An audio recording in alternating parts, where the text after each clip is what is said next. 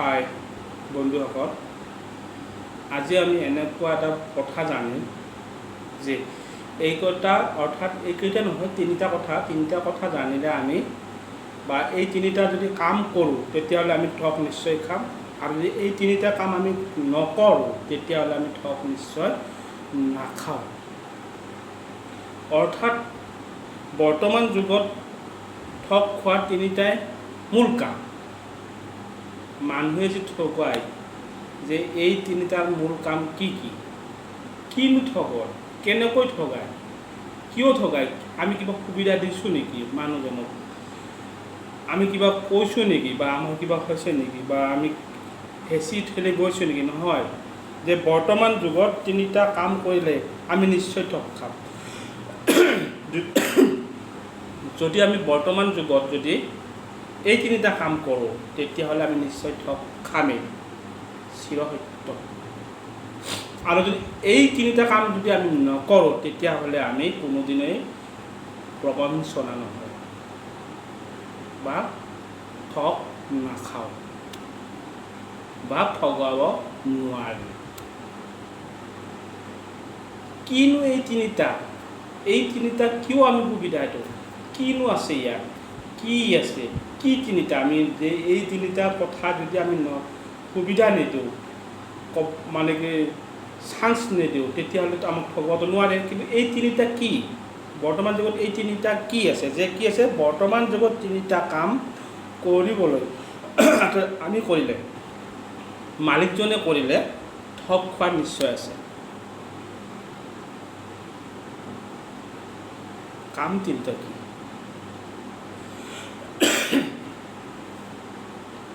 এতিয়া আমাৰ হ'ব যে বৰ্তমান যুগত তিনিটা কাম কৰিলেই আমি নিশ্চয় ঠগ খাম।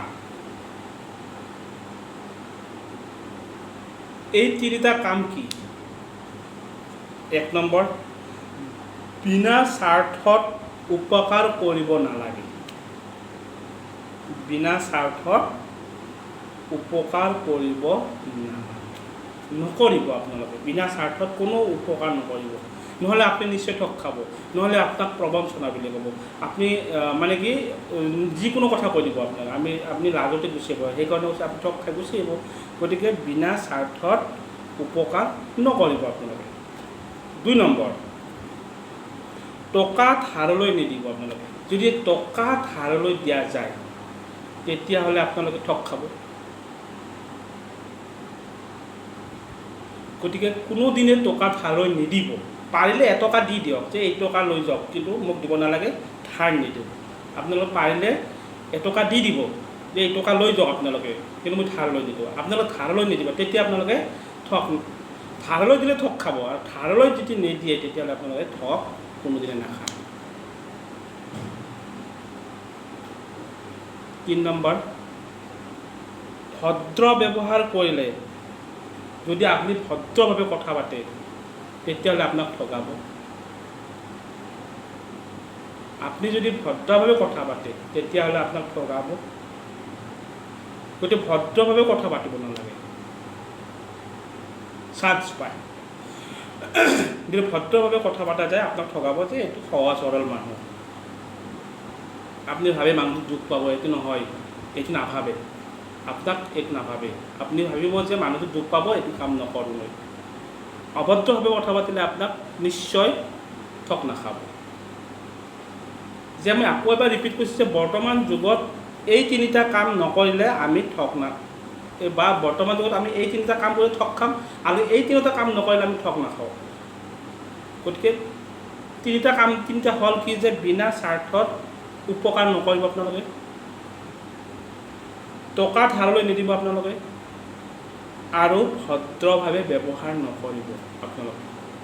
এই তিনিটা কাম মই আপোনালোকক ৰিকুৱেষ্ট কৰিবলৈ, যদি ঠগ নাখায়। বৰ্তমান যুগত যিটো যুগ চলি আছে, এই যুগটোত আপোনালোকৰ যথেষ্ট ক্ষতি হ'ব।